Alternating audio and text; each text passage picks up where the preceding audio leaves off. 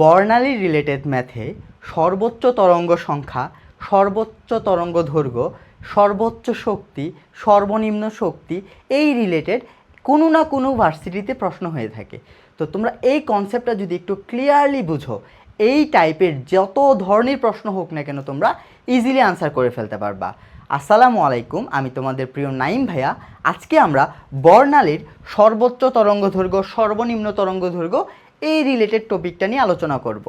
আচ্ছা, আমরা ম্যাথে যাওয়ার আগে আমরা একটু এই কনসেপ্টটা একটু ক্লিয়ার করে আসি। ধরো আমার একটা স্পেক্ট্রা হচ্ছে এটা,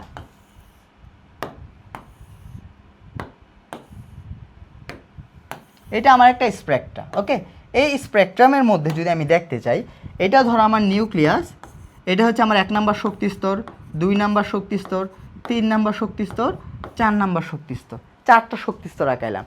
এখন আমার জানতে চাইছে সর্বোচ্চ তরঙ্গ দৈর্ঘ্য বা সর্বোচ্চ শক্তি, এই জিনিসগুলো কি? আমরা কি পড়ছিলাম বলো তো? ই ইজ প্রপোর্শনাল 1/λ পড়ছিলাম না? মানে ল্যামডা যখন মিনিমাম হবে, ল্যামডা যখন মিনিমাম হবে তখন আমার ই কি পাবো? ম্যাক্সিমাম পাবো, ই পাবো ম্যাক্সিমাম। আর ল্যামডা যখন ম্যাক্সিমাম হবে ই তখন আমি কি পাবো? মিনিমাম পাবো, মিনিমাম পাবো। আর ই এর সাথে ফ্রিকোয়েন্সির কি সম্পর্ক? সমানুপাতিক।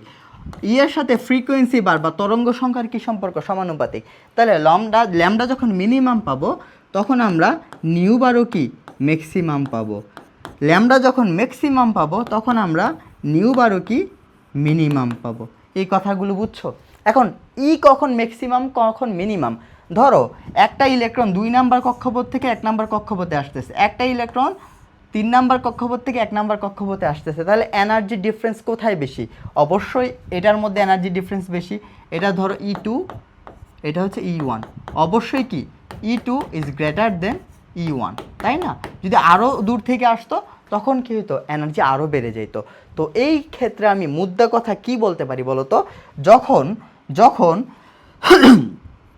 আমি সর্বোচ্চ ই ম্যাক্সিমাম পাইতে যাব তখন আমার N2 ইলেকট্রনটা কোথায় থেকে আসতে হবে? একদম সর্বোচ্চ দূর থেকে, মানে ইনফিনিটি থেকে। বুঝাইতে পারলাম? আর যখন আমি ই মিনিমাম জানতে চাইব, মিনিমাম, তখন N2 মানে ইলেকট্রনটা কই থেকে আসতে হবে? ইমিডিয়েট তার পরেরটা থেকে। কি বললাম? জাস্ট পরবর্তীটা থেকে, তাই তো? জাস্ট পরবর্তীটা থেকে আসতে হবে। এটুকু কি বুঝছো? এখন আমার বামার সিরিজ কি, লাইম্যান সিরিজ কি, এই সিরিজগুলা কি সেটা একটু বুঝতে হবে। ধরো সিরিজ কীরকম হইতে পারে?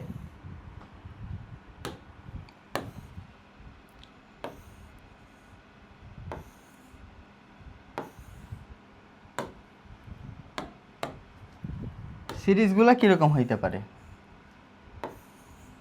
ধরো কি হইতে পারে? এরকম হইতে পারে সিরিজগুলো। একটা ইলেকট্রন ধরো অসীম থেকে 1 নাম্বার শক্তি স্তরে আসলো, এখান থেকে আসতে পারে, এখান থেকে আসতে পারে, এখান থেকে আসতে পারে, এখান থেকে আসতে পারে। সবগুলো শক্তি ইলেকট্রন যদি 1 নাম্বার শক্তি স্তরে আসে, যে সিরিজটা পাবো সেটাকে বলা হয় কি? Lyman series. কি বললাম? Lyman series. একইভাবে ইলেকট্রন যদি সবাই 2 নাম্বার শক্তি স্তরে আসে, ইনফিনিটি থেকে আসতে পারে, এখান থেকে আসতে পারে, এখান থেকে আসতে পারে, আরও আসতে পারে, যদি 2 নাম্বার শক্তি স্তরে আসে, যেই সিরিজটা পাবো সেটাকে বলা হয় কি? বামার সিরিজ। একটা জিনিস খেয়াল করো তো ভাইয়া, লাইম্যান সিরিজের জন্য N1 এর মান অলওয়েজ কত? 1, এটা ফিক্সড।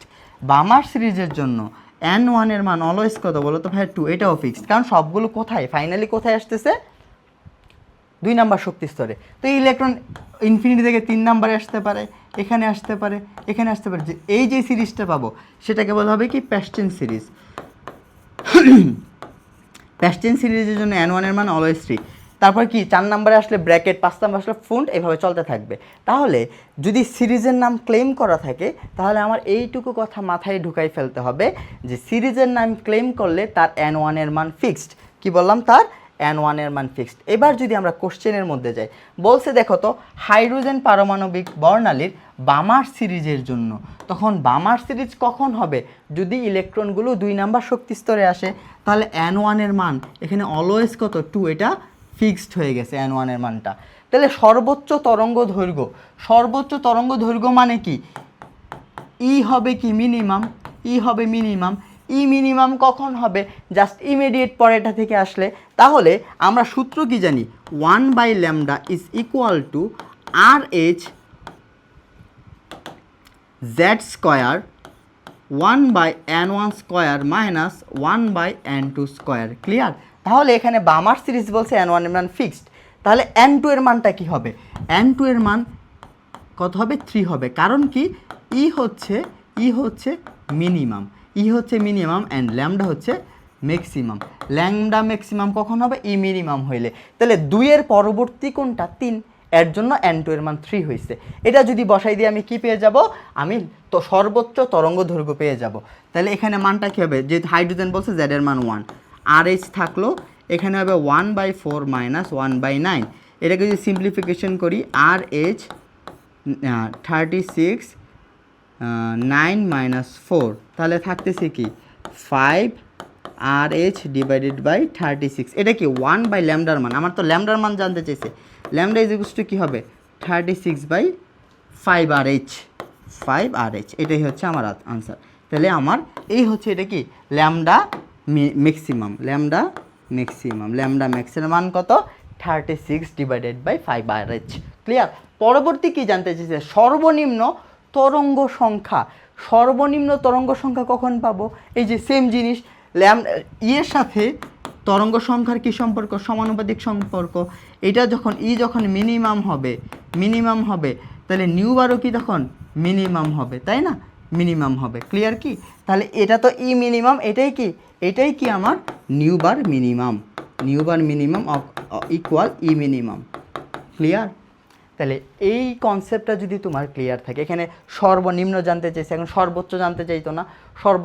সর্বোচ্চ যদি জানতে চাইতো তোমার n2 এর মানটা কী হয়ে যেত? ইনফিনিটি হয়ে যেত। বুঝাইতে পারলাম কি? তাহলে এই ধরনের টপিক যেন তোমাদের আর কখনো ভুল না হয়। তাহলে প্রত্যেকটা টপিক এই একদম সেম মডিউলে একদম বেসিক টু অ্যাডভান্স পর্যন্ত তোমাদেরকে আমরা শিখাই দেবো আমাদের সেকেন্ড টাইম অপটিমিস্টিক ব্যাচে। তোমরা যারা এখনও আমাদের কোর্সে ভর্তি হও নাই, আমাদের কোর্সে 2টা মডিউল আছে। একটা হচ্ছে লেকচার শিট সহ। লেকচার শিট জিনিসগুলো কি? প্রত্যেকটা সাবজেক্টের যেই কনসেপ্টগুলো থেকে প্রশ্ন হচ্ছে তোমাদের এডমিশনে, সেই কনসেপ্টগুলো গোছালো ওয়েতে দেওয়া আছে এবং তার আন্ডারে পর্যাপ্ত পরিমাণ কোশ্চেন দেওয়া আছে প্র্যাকটিস করার জন্য আনসার সহ।